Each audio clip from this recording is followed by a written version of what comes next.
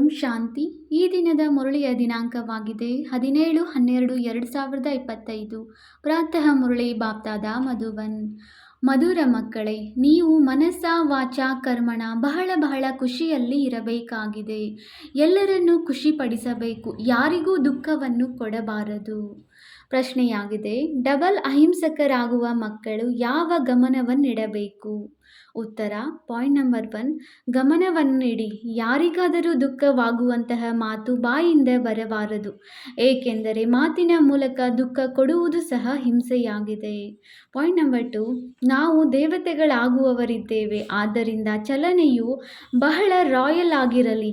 ಆಹಾರ ಪಾನೀಯಗಳು ಬಹಳ ಉತ್ತಮ ಮಟ್ಟದ್ದು ಅಲ್ಲ, ಕನಿಷ್ಠವೂ ಅಲ್ಲ, ಮಧ್ಯಮ ಸ್ಥಿತಿಯಲ್ಲಿರಲಿ. ಗೀತೆಯಾಗಿದೆ, ನಿರ್ಬಲನೊಂದಿಗೆ ಬಲಶಾಲಿಯ ಯುದ್ಧ. ಓಂ ಶಾಂತಿ. ಮಧುರಾತಿ ಮಧುರ. ಅಗಲಿ ಹೋಗಿ ಮರಳಿ ಸಿಕ್ಕಿರುವ ಮಕ್ಕಳಿಗೆ ತಂದೆಯು ಪ್ರತಿನಿತ್ಯವೂ ಮೊಟ್ಟ ಮೊದಲಿಗೆ ತಿಳಿಸುತ್ತಾರೆ, ತಮ್ಮನ್ನು ಆತ್ಮನೆಂದು ತಿಳಿದು ಕುಳಿತುಕೊಳ್ಳಿ ಮತ್ತು ತಂದೆಯನ್ನು ನೆನಪು ಮಾಡಿ. ಅಟೆನ್ಷನ್ ಪ್ಲೀಸ್ ಎಂದು ಹೇಳುತ್ತಾರಲ್ಲವೇ, ಅಂದಾಗ ತಂದೆಯು ತಿಳಿಸುತ್ತಾರೆ, ಮೊದಲನೆಯದಾಗಿ ತಂದೆಯ ಕಡೆ ಗಮನ ಕೊಡಿ.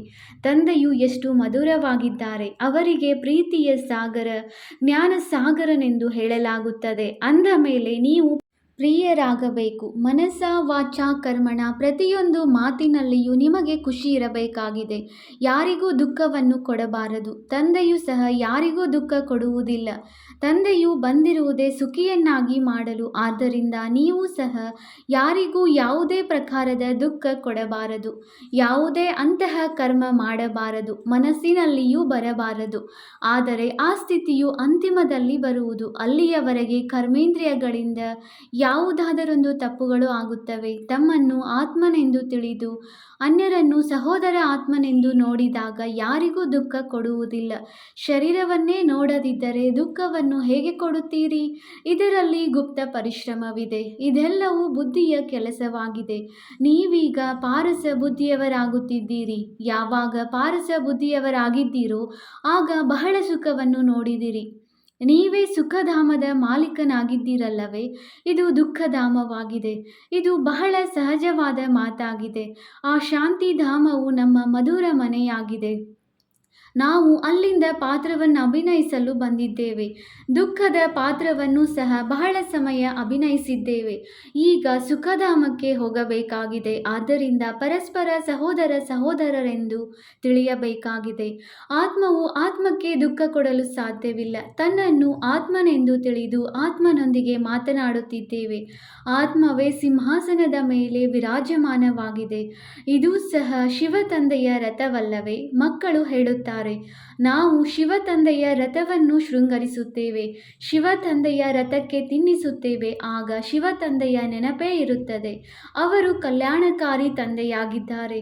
ತಂದೆಯು ಹೇಳುತ್ತಾರೆ, ನಾನು ಪಂಚತತ್ವಗಳ ಕಲ್ಯಾಣವನ್ನು ಮಾಡುತ್ತೇನೆ. ಅಲ್ಲಿ ಯಾವುದೇ ವಸ್ತು ಎಂದೂ ತೊಂದರೆ ಕೊಡುವುದಿಲ್ಲ. ಇಲ್ಲಾದರೆ ಕೆಲವೊಮ್ಮೆ ಬಿರುಗಾಳಿ, ಕೆಲವೊಮ್ಮೆ ಚಳಿ, ಹೇಗೇಗೋ ಬದಲಾಗುತ್ತಿರುತ್ತದೆ. ಆದರೆ ಸತ್ಯಯುಗದಲ್ಲಿ ಸದಾ ವಸಂತ ಋತುವಿರುತ್ತದೆ. ದುಃಖದ ಹೆಸರೇ ಇರುವುದಿಲ್ಲ. ಅದು ಸ್ವರ್ಗವಾಗಿದೆ. ತಂದೆಯು ನಿಮ್ಮನ್ನು ಅಂತಹ ಸ್ವರ್ಗದ ಮಾಲೀಕರನ್ನಾಗಿ ಮಾಡಲು ಬಂದಿದ್ದಾರೆ. ಸರ್ವಶ್ರೇಷ್ಠ ಭಗವಂತನಾಗಿದ್ದಾರೆ. ಸರ್ವಶ್ರೇಷ್ಠ ತಂದೆಯು ಸರ್ವಶ್ರೇಷ್ಠ ಶಿಕ್ಷಕನೂ ಆಗಿದ್ದಾರೆ. ಅಂದ ಮೇಲೆ ಅವಶ್ಯವಾಗಿ ಅವರು ಶ್ರೇಷ್ಠಾತಿ ಶ್ರೇಷ್ಠರನ್ನಾಗಿಯೇ ಮಾಡುತ್ತಾರಲ್ಲವೇ. ನೀವು ಈ ಲಕ್ಷ್ಮೀನಾರಾಯಣರಾಗಿದ್ದೀರಿ. ಇವೆಲ್ಲ ಮಾತುಗಳನ್ನು ಮರೆತು ಹೋಗಿದ್ದೀರಿ. ಇವನ್ನು ತಂದೆಯೇ ಬಂದು ತಿಳಿಸುತ್ತಾರೆ. ಋಷಿಮುನಿ ಮೊದಲಾದವರೊಂದಿಗೆ ತಾವು ರಚಯಿತ ಮತ್ತು ರಚನೆಯನ್ನು ತಿಳಿದುಕೊಂಡಿದ್ದೀರಾ ಎಂದು ಕೇಳಿದಾಗ ನಮಗೆ ಗೊತ್ತಿಲ್ಲ ಎಂದು ಹೇಳುತ್ತಿದ್ದರು. ಅವರ ಬಳಿಯೇ ಜ್ಞಾನವಿರಲಿಲ್ಲವೆಂದಾಗ ಮತ್ತೆ ಇದು ಪರಂಪರೆಯಿಂದ ನಡೆದು ಬರಲು ಹೇಗೆ ಸಾಧ್ಯ? ತಂದೆಯು ತಿಳಿಸುತ್ತಾರೆ, ನಾನು ಜ್ಞಾನವನ್ನು ಈಗಲೇ ಕೊಡುತ್ತೇನೆ. ಇದರಿಂದ ನಿಮ್ಮ ಸದ್ಗತಿಯಾಗುತ್ತದೆ ಎಂದರೆ ಮತ್ತೆ ಜ್ಞಾನದ ಅವಶ್ಯಕತೆ ಇಲ್ಲ, ದುರ್ಗತಿಯಾಗುವುದೇ ಇಲ್ಲ. ಸತ್ಯಯುಗಕ್ಕೆ ಸದ್ಗತಿ ಎಂದು ಹೇಳಲಾಗುತ್ತದೆ. ಇಲ್ಲಿ ದುರ್ಗತಿ ಇದೆ, ಆದರೆ ನಾವು ದುರ್ಗತಿಯಲ್ಲಿದ್ದೇವೆಂದು ಯಾರಿಗೂ ತಿಳಿದಿಲ್ಲ. ತಂದೆಗೆ ಮಾರ್ಗದರ್ಶಕ, ಮುಕ್ತಿದಾತ, ಅಂಬಿಗನೆಂದು ಗಾಯನ ಮಾಡಲಾಗುತ್ತದೆ. ವಿಷಯ ಸಾಗರದಿಂದ ಎಲ್ಲರ ದೋಣಿಗಳನ್ನು ಪಾರು ಮಾಡುತ್ತಾರೆ. ಅದಕ್ಕೆ ಕ್ಷೀರ ಸಾಗರವೆಂದು ಹೇಳಲಾಗುತ್ತದೆ. ವಿಷ್ಣುವನ್ನು ಕ್ಷೀರ ಸಾಗರದಲ್ಲಿ ತೋರಿಸುತ್ತಾರೆ. ಇದೆಲ್ಲವೂ ಭಕ್ತಿ ಮಾರ್ಗದ ಗಾಯನವಾಗಿದೆ. ದೊಡ್ಡ ದೊಡ್ಡ ಸರೋವರಗಳನ್ನು ಮಾಡಿ ಅದರಲ್ಲಿ ವಿಷ್ಣುವಿನ ದೊಡ್ಡ ಚಿತ್ರವನ್ನು ತೋರಿಸುತ್ತಾರೆ. ತಂದೆಯು ತಿಳಿಸುತ್ತಾರೆ, ನೀವೇ ಇಡೀ ವಿಶ್ವದ ಮೇಲೆ ರಾಜ್ಯಭಾರ ಮಾಡಿದ್ದೀರಿ. ಅನೇಕ ಬಾರಿ ಸೋಲನ್ನು ಅನುಭವಿಸಿದಿರಿ ಮತ್ತು ಜಯ ಗಳಿಸಿದ್ದೀರಿ. ತಂದೆಯು ತಿಳಿಸುತ್ತಾರೆ, ಮಕ್ಕಳೇ, ಕಾಮ ಮಹಾಶತ್ರುವಾಗಿದೆ. ಅದರ ಮೇಲೆ ಜಯ ಗಳಿಸಿದರೆ ನೀವು ಜಗಜ್ಜೀತರಾಗುವಿರಿ. ಅಂದ ಮೇಲೆ ಖುಷಿಯಿಂದ ಆಗಬೇಕಲ್ಲವೇ? ಬಲೆ, ಗೃಹಸ್ಥ ವ್ಯವಹಾರದಲ್ಲಿ ಪ್ರವೃತ್ತಿ ಮಾರ್ಗದಲ್ಲಿಯೇ ಇರಿ, ಆದರೆ ಕಮಲ ಪುಷ್ಪ ಸಮಾನ ಪವಿತ್ರರಾಗಿರಿ. ನೀವೀಗ ಮುಳ್ಳುಗಳಿಂದ ಹೂಗಳಾಗುತ್ತಿದ್ದೀರಿ. ನಿಮಗೆ ಅರ್ಥವಾಗುತ್ತಿದೆ, ಇದು ಮುಳ್ಳುಗಳ ಕಾಡಾಗಿದೆ. ಪರಸ್ಪರ ಒಬ್ಬರು ಇನ್ನೊಬ್ಬರಿಗೆ ಎಷ್ಟು ತೊಂದರೆ ಕೊಡುತ್ತಾರೆ, ಹೊಡೆಯುತ್ತಾರೆ. ಆದ್ದರಿಂದ ತಂದೆಯು ಮಧುರಾತಿ ಮಧುರ ಮಕ್ಕಳಿಗೆ ತಿಳಿಸುತ್ತಾರೆ, ಮಕ್ಕಳೇ, ಈಗ ನಿಮ್ಮೆಲ್ಲರದು ವಾನಪ್ರಸ್ಥ ಸ್ಥಿತಿಯಾಗಿದೆ. ಹಿರಿಯರಿರಲಿ ಕಿರಿಯರಿರಲಿ ಎಲ್ಲರದು ವಾನಪ್ರಸ್ಥ ಸ್ಥಿತಿಯಾಗಿದೆ. ನೀವು ವಾಣಿಯಿಂದ ದೂರ ಹೋಗುವುದಕ್ಕಾಗಿ ಓದುತ್ತೀರಿ. ಈಗ ನಿಮಗೆ ಸದ್ಗುರು ಸಿಕ್ಕಿದ್ದಾರೆ. ಅವರು ನಿಮ್ಮನ್ನೇ ವಾನಪ್ರಸ್ಥದಲ್ಲಿ ಕರೆದುಕೊಂಡು ಹೋಗುತ್ತಾರೆ. ಇದು ಈಶ್ವರೀಯ ವಿಶ್ವವಿದ್ಯಾಲಯವಾಗಿದೆ. ಭಗವಾನ್ ವಾಚ್ವಿದೆಯಲ್ಲವೇ? ನಾನು ನಿಮಗೆ ರಾಜಯೋಗವನ್ನು ಕಲಿಸಿ ರಾಜಾದಿರಾಜರನ್ನಾಗಿ ಮಾಡುತ್ತೇನೆ. ಯಾರು ಪೂಜ್ಯ ರಾಜರಾಗಿದ್ದರೋ ಅವರೇ ನಂತರ ಪೂಜಾರಿ ರಾಜರಾಗುತ್ತಾರೆ. ಆದ್ದರಿಂದ ಮಕ್ಕಳೇ, ಚೆನ್ನಾಗಿ ಪುರುಷಾರ್ಥ ಮಾಡಿ ದೈವಿ ಗುಣಗಳನ್ನು ಧಾರಣೆ ಮಾಡಿಕೊಳ್ಳಿ. ಬಲೆ, ತಿನ್ನಿರಿ, ಕುಡಿಯಿರಿ. ಶ್ರೀನಾಥ ದ್ವಾರದಲ್ಲಿ ಹೋಗಿ ಅಲ್ಲಿ ಬಹಳಷ್ಟು ತುಪ್ಪದ ಪದಾರ್ಥಗಳನ್ನು ಕಾಣಬಹುದು. ತುಪ್ಪದ ಬಾವಿಗಳೇ ಮಾಡಲ್ಪಟ್ಟಿರುತ್ತವೆ. ಅದನ್ನು ಯಾರು ತಿನ್ನುತ್ತಾರೆ? ಪೂಜಾರಿಗಳು. ಶ್ರೀನಾಥ ಮತ್ತು ಜಗನ್ನಾಥ ಇಬ್ಬರನ್ನು ಕಪ್ಪಾಗಿ ತೋರಿಸಿದ್ದಾರೆ. ಜಗನ್ನಾಥ ಮಂದಿರದಲ್ಲಿ ದೇವತೆಗಳ ಕೊಳಕು ಚಿತ್ರಗಳಿವೆ. ಅಲ್ಲಿ ಅನ್ನದ ಭೋಗವನ್ನು ತಯಾರಿಸುತ್ತಾರೆ. ಅದು ಬೆಂದ ನಂತರ ಪಾತ್ರೆಯಲ್ಲಿ 4 ಭಾಗಗಳಾಗಿ ಬಿಡುತ್ತವೆ. ಕೇವಲ ಅನ್ನದ ಭೋಗವನ್ನೇ ಇಡುತ್ತಾರೆ. ಏಕೆಂದರೆ ಈಗ ಇವರು ಬ್ರಹ್ಮ ತಂದೆಯವರು ಸಾಧಾರಣರಲ್ಲವೇ? ಒಂದು ಕಡೆ ಬಡವರು ಮತ್ತು ಇನ್ನೊಂದು ಕಡೆ ಸಾಹುಕಾರನಾಗುತ್ತಾರೆ. ಈಗಂತೂ ನೋಡಿ ಎಷ್ಟು ಬಡವರಾಗಿದ್ದಾರೆ. ತಿನ್ನುವುದಕ್ಕೆ ಕುಡಿಯುವುದಕ್ಕೂ ಏನೂ ಸಿಗುವುದೇ ಇಲ್ಲ. ಸತ್ಯಯುಗದಲ್ಲಂತೂ ಎಲ್ಲವೂ ಇರುತ್ತದೆ. ಅಂದಾಗ ತಂದೆಯು ಆತ್ಮಗಳಿಗೆ ತಿಳಿಸುತ್ತಾರೆ, ಶಿವ ತಂದೆಯು ಬಹಳ ಮಧುರರಾಗಿದ್ದಾರೆ. ಅವರು ನಿರಾಕಾರನಾಗಿದ್ದಾರೆ. ಆತ್ಮವನ್ನೇ ಪ್ರೀತಿ ಮಾಡಲಾಗುತ್ತದೆಯಲ್ಲವೇ? ಆತ್ಮವನ್ನೇ ಕರೆಸುತ್ತಾರೆ. ಶರೀರವಂತೂ ಸುಟ್ಟು ಹೋಯಿತು. ಅವರ ಆತ್ಮವನ್ನು ಕರೆಸಿ ಜ್ಯೋತಿಯನ್ನು ಬೆಳಗಿಸುತ್ತಾರೆ. ಇದರಿಂದ ಆತ್ಮಕ್ಕೆ ಅಂಧಕಾರವಾಗುತ್ತದೆ ಎಂಬುದು ಸಿದ್ಧವಾಗುತ್ತದೆ. ಆದರೆ ಆತ್ಮವೇ ಶರೀರ ರಹಿತವೆಂದ ಮೇಲೆ ಅಲ್ಲಿ ಅಂಧಕಾರದ ಮಾತೇ ಇರುವುದಿಲ್ಲ. ಅಲ್ಲಿ ಈ ಮಾತುಗಳು ಇರುವುದಿಲ್ಲ. ಇದೆಲ್ಲವೂ ಭಕ್ತಿ ಮಾರ್ಗವಾಗಿದೆ. ತಂದೆಯು ಎಷ್ಟು ಚೆನ್ನಾಗಿ ತಿಳಿಸುತ್ತಾರೆ. ಜ್ಞಾನವು ಬಹಳ ಮಧುರವಾಗಿದೆ. ಇದರಲ್ಲಿ ಕಣ್ಣುಗಳನ್ನು ತೆರೆದು ಕೇಳಬೇಕಾಗಿದೆ. ತಂದೆಯನ್ನಂತೂ ನೋಡುತ್ತಾರಲ್ಲವೇ?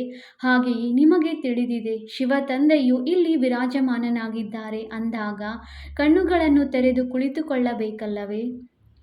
ಬೇಹದ್ದಿನ ತಂದೆಯನ್ನು ನೋಡಬೇಕಲ್ಲವೇ? ಮೊದಲು ಮಕ್ಕಳು ತಂದೆಯನ್ನು ನೋಡುತ್ತಿದ್ದಂತೆಯೇ ಧ್ಯಾನದಲ್ಲಿ ಹೊರಟು ಹೋಗುತ್ತಿದ್ದರು.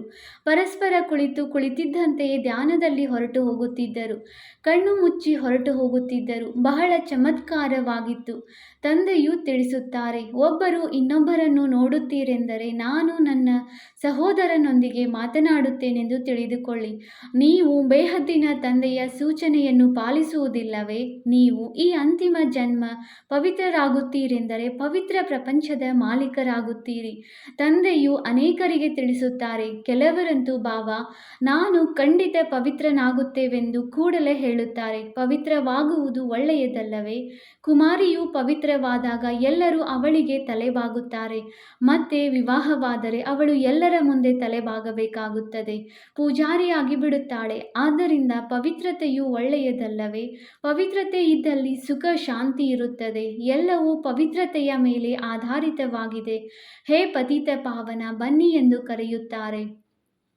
ಪಾವನ ಪ್ರಪಂಚದಲ್ಲಿ ರಾವಣನಿರುವುದೇ ಇಲ್ಲ. ಅದು ರಾಮರಾಜ್ಯವಾಗಿದೆ. ಎಲ್ಲರೂ ಕ್ಷೀರಖಂಡದಲ್ಲಿರುತ್ತದೆ. ಅದು ಧರ್ಮದ ರಾಜ್ಯವಾಗಿರುತ್ತದೆ. ಮತ್ತೆ ರಾವಣನು ಎಲ್ಲಿಂದ ಬಂದನು?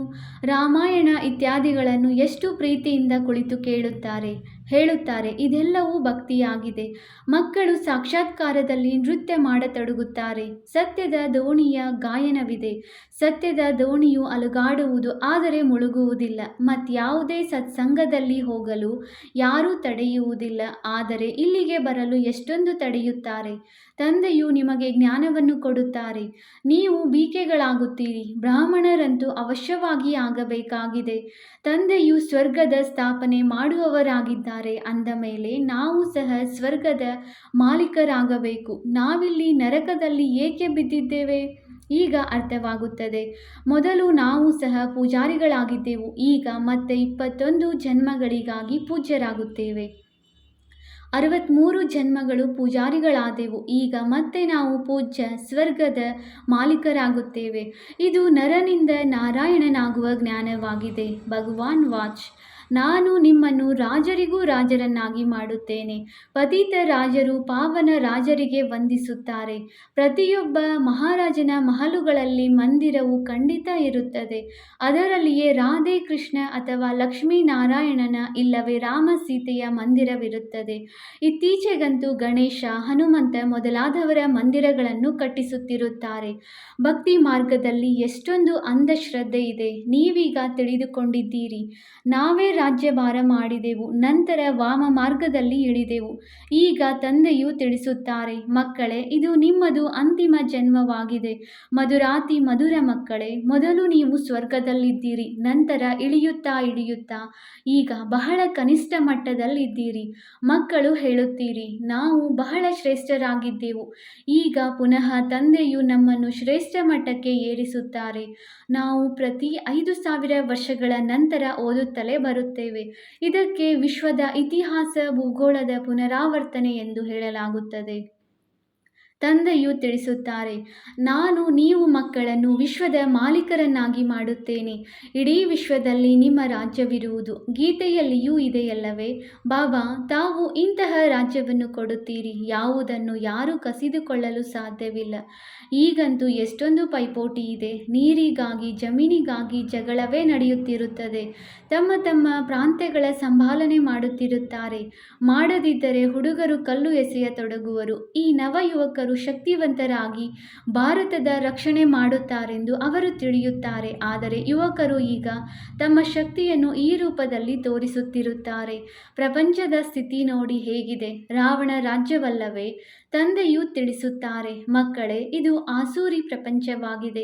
ನೀವೀಗ ದೈವಿ ಸಂಪ್ರದಾಯದವರಾಗುತ್ತಿದ್ದೀರಿ. ದೇವತೆಗಳು ಮತ್ತು ಅಸುರರ ನಡುವೆ ಯುದ್ಧವು ಹೇಗಾಗುವುದು? ನೀವಂತೂ ಡಬಲ್ ಅಹಿಂಸಕರಾಗಿರುತ್ತೀರಿ. ದೇವತೆಗಳು ಡಬಲ್ ಅಹಿಂಸಕರಾಗಿದ್ದಾರೆ. ಅಹಿಂಸಾ ಪರಮೋ ದೇವಿ ದೇವತಾ ಧರ್ಮವೆಂದು ತಂದೆಯು ತಿಳಿಸಿದ್ದಾರೆ. ಅನ್ಯರಿಗೆ ಮಾತಿನ ಮೂಲಕ ದುಃಖ ಕೊಡುವುದು ಸಹ ಹಿಂಸೆಯಾಗಿದೆ. ನೀವು ದೇವತೆಗಳಾಗುತ್ತೀರಿ ಅಂದ ಮೇಲೆ ಪ್ರತಿ ಮಾತಿನಲ್ಲಿ ಘನತೆ ಇರಬೇಕು.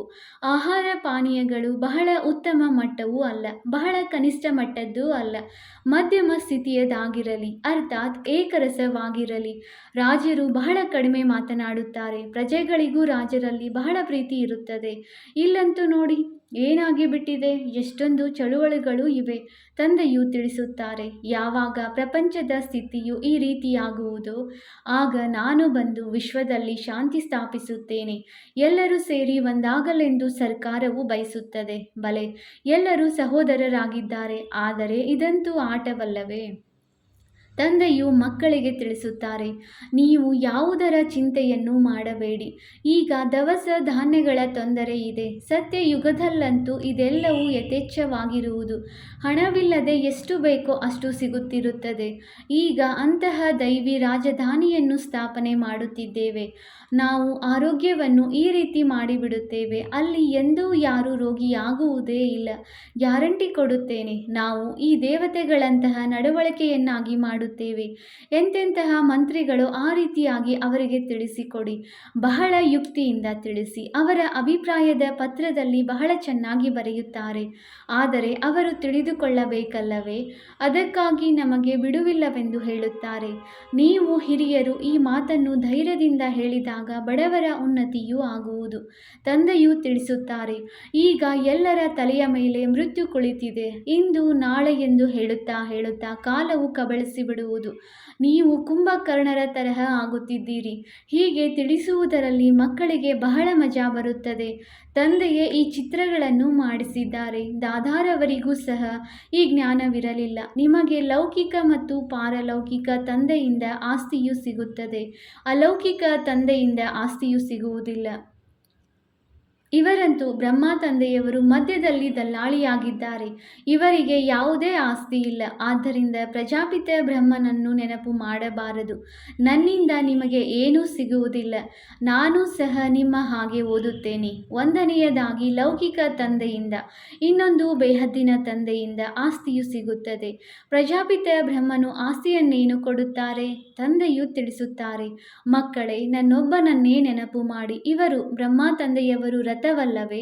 ರಥವನ್ನು ನೆನಪು ಮಾಡಬಾರದು. ಸರ್ವಶ್ರೇಷ್ಠ ಭಗವಂತನೆಂದು ಹೇಳಲಾಗುತ್ತದೆ. ತಂದೆಯು ಆತ್ಮಗಳಿಗೆ ತಿಳಿಸುತ್ತಾರೆ, ಆತ್ಮವೇ ಎಲ್ಲವನ್ನೂ ಮಾಡುತ್ತದೆಯಲ್ಲವೇ? ಒಂದು ಶರೀರವನ್ನು ಬಿಟ್ಟು ಇನ್ನೊಂದನ್ನು ತೆಗೆದುಕೊಳ್ಳುತ್ತದೆ. ಹೇಗೆ ಸರ್ಪದ ಉದಾಹರಣೆ ಇದೆ. ಭ್ರಮರಿಗಳು ಸಹ ನೀವಾಗಿದ್ದೀರಿ. ಜ್ಞಾನದ ಬೂವು ಮಾಡಿ ಜ್ಞಾನವನ್ನು ತಿಳಿಸುತ್ತಾ ತಿಳಿಸುತ್ತಾ ನೀವು ಯಾರನ್ನು ಬೇಕಾದರೂ ವಿಶ್ವದ ಮಾಲೀಕರನ್ನಾಗಿ ಮಾಡಬಲ್ಲಿರಿ. ಯಾವ ತಂದೆಯು ನಿಮ್ಮನ್ನು ವಿಶ್ವದ ಮಾಲೀಕರನ್ನಾಗಿ ಮಾಡುತ್ತಾರೆಯೋ ಇಂತಹ ತಂದೆಯನ್ನು ಏಕೆ ನೆನಪು ಮಾಡುವುದಿಲ್ಲ? ಈಗ ತಂದೆಯು ಬಂದಿದ್ದಾರೆ ಅಂದ ಮೇಲೆ ಆಸ್ತಿಯನ್ನೇಕೆ ತೆಗೆದುಕೊಳ್ಳಬಾರದು? ನಮಗೆ ಬಿಡುವಿಲ್ಲವೆಂದು ಏಕೆ ಹೇಳುತ್ತಾರೆ? ಒಳ್ಳೊಳ್ಳೆಯ ಮಕ್ಕಳಂತೂ ಸೆಕೆಂಡಿನಲ್ಲಿ ಅರಿತುಕೊಳ್ಳುತ್ತಾರೆ. ತಂದೆಯು ತಿಳಿಸಿದ್ದಾರೆ, ಮನುಷ್ಯರು ಲಕ್ಷ್ಮಿಯ ಪೂಜೆಯನ್ನು ಮಾಡುತ್ತಾರೆ ಅಂದಾಗ ಲಕ್ಷ್ಮಿಯಿಂದ ಏನು ಸಿಗುತ್ತದೆ ಮತ್ತು ಜಗದಂಬೆಯಿಂದ ಏನು ಸಿಗುತ್ತದೆ? ಲಕ್ಷ್ಮಿಯಂತೂ ಸ್ವರ್ಗದ ದೇವಿಯಾಗಿದ್ದಾಳೆ. ಅವರಿಂದ ಹಣವನ್ನು ಬೇಡುತ್ತಾರೆ. ಜಗದಂಬೆಯು ವಿಶ್ವದ ಮಾಲೀಕರನ್ನಾಗಿ ಮಾಡುತ್ತಾರೆ. ಎಲ್ಲ ಕಾಮನೆಗಳನ್ನು ಪೂರ್ಣ ಮಾಡುತ್ತಾರೆ. ಶ್ರೀಮತದ ಮೂಲಕ ಎಲ್ಲ ಕಾಮನೆಗಳು ಈಡೇರುತ್ತವೆ. ಒಳ್ಳೆಯದು. ಮಧುರಾತಿ ಮಧುರ ಅಗಲಿ ಹೋಗಿ ಮರಳಿ ಸಿಕ್ಕಿರುವ ಮಕ್ಕಳ ಪ್ರತಿ ಮಾತಾಪಿತ ಬಾಪ್ದಾದಾರವರ ನೆನಪು, ಪ್ರೀತಿ ಹಾಗೂ ಸುಪ್ರಭಾತ. ಆತ್ಮಿಕ ಮಕ್ಕಳಿಗೆ ಆತ್ಮಿಕ ತಂದೆಯ ನಮಸ್ತೆ. ನಾವು ಆತ್ಮಿಕ ಮಕ್ಕಳಿಂದ ಆತ್ಮಿಕ ತಂದೆಗೆ ನೆನಪು, ಪ್ರೀತಿ ಹಾಗೂ ನಮಸ್ತೆ ನಮಸ್ತೆ ನಮಸ್ತೆ. ಧಾರಣೆಗಾಗಿ ಮುಖ್ಯ ಸಾರ ಪಾಯಿಂಟ್ ನಂಬರ್ 1. ಈ ಕರ್ಮೇಂದ್ರಿಯಗಳಿಂದ ಯಾವುದೇ ತಪ್ಪಾಗಬಾರದು. ಇದಕ್ಕಾಗಿ ನಾನಾತ್ಮನಾಗಿದ್ದೇವೆ ಎಂಬ ಸ್ಮೃತಿಯನ್ನು ಪಕ್ಕಾ ಮಾಡಿಕೊಳ್ಳಬೇಕಾಗಿದೆ. ಶರೀರವನ್ನು ನೋಡಬಾರದು. ಒಬ್ಬ ತಂದೆಯ ಕಡೆ ಗಮನವನ್ನಿಡಬೇಕು. Point number 2. ಈಗ ವಾನಪ್ರಸ್ಥ ಸ್ಥಿತಿಯಾಗಿದೆ. ಆದ್ದರಿಂದ ವಾಣಿಯಿಂದ ದೂರ ಹೋಗುವ ಪುರುಷಾರ್ಥ ಮಾಡಬೇಕಾಗಿದೆ. ಪವಿತ್ರರು ಖಂಡಿತ ಆಗಬೇಕಾಗಿದೆ. ಬುದ್ಧಿಯಲ್ಲಿರಲಿ, ಸತ್ಯದ ದೋಣಿಯು ಅಲುಗಾಡುವುದೇ ಹೊರತು ಮುಳುಗುವುದಿಲ್ಲ. ಆದ್ದರಿಂದ ವಿಘ್ನಗಳಿಗೆ ಹೆದರಬಾರದು. ವರದಾನ: ಡ್ರಾಮಾದ ಜ್ಞಾನದಿಂದ ಅಚಲ ಸ್ಥಿತಿಯನ್ನು ಮಾಡಿಕೊಳ್ಳುವಂತಹ ಪ್ರಕೃತಿ ಅಥವಾ ಮಾಯಾಜೀತ್ ಭವ. ಪ್ರಕೃತಿ ಅಥವಾ ಮಾಯೆಯ ಮುಖಾಂತರ ಎಂತಹದೇ ಪೇಪರ್ ಬರಲಿ, ಆದರೆ ಸ್ವಲ್ಪವೂ ಸಹ ಹಲ್ಚಲ್ ಆಗಬಾರದು. ಇದು ಏನು, ಇದು ಏಕೆ, ಈ ಪ್ರಶ್ನೆ ಉತ್ಪನ್ನವಾದರೂ ಸ್ವಲ್ಪವಾದರೂ ಸಹ ಯಾವುದಾದರೂ ಸಮಸ್ಯೆ, ಯುದ್ಧ ಮಾಡುವುದಾದರೆ ಫೇಲ್ ಆಗಿ ಬಿಡುವಿರಿ. ಆದ್ದರಿಂದ ಏನೇ ಆಗಲಿ, ಆದರೆ ಒಳಗಿನಿಂದ ಈ ಧ್ವನಿ ಬರಲಿ, ವಾಹ ಮಧುರ ಡ್ರಾಮಾ ವಾಹ. ಹಾಯ್, ಏನಾಯಿತು? ಈ ಸಂಕಲ್ಪವೂ ಸಹ ಬರಬಾರದು. ಇಂತಹ ಸ್ಥಿತಿ ಇರಲಿ. ಯಾವುದೇ ಎಂತಹದೇ ಸಂಕಲ್ಪದಲ್ಲಿಯೂ ಸಹ ಹಲ್ಚಲ್ ಆಗಬಾರದು. ಸದಾ ಅಚಲ ಅಡೋಲ ಸ್ಥಿತಿ ಇರಲಿ. ಆಗ ಪ್ರಕೃತಿ ಜೀತ್ ಅಥವಾ ಮಾಯಾಜೀತ್ನ ವರದಾನ ಪ್ರಾಪ್ತಿಯಾಗುವುದು. ಸ್ಲೋಗನ್: ಖುಷಿಯ ಸಮಾಚಾರವನ್ನು ತಿಳಿಸಿ ಖುಷಿ ತರಿಸುವಂಥದ್ದು ಇದೇ ಎಲ್ಲದಕ್ಕಿಂತಲೂ ಶ್ರೇಷ್ಠ ಕರ್ತವ್ಯವಾಗಿದೆ.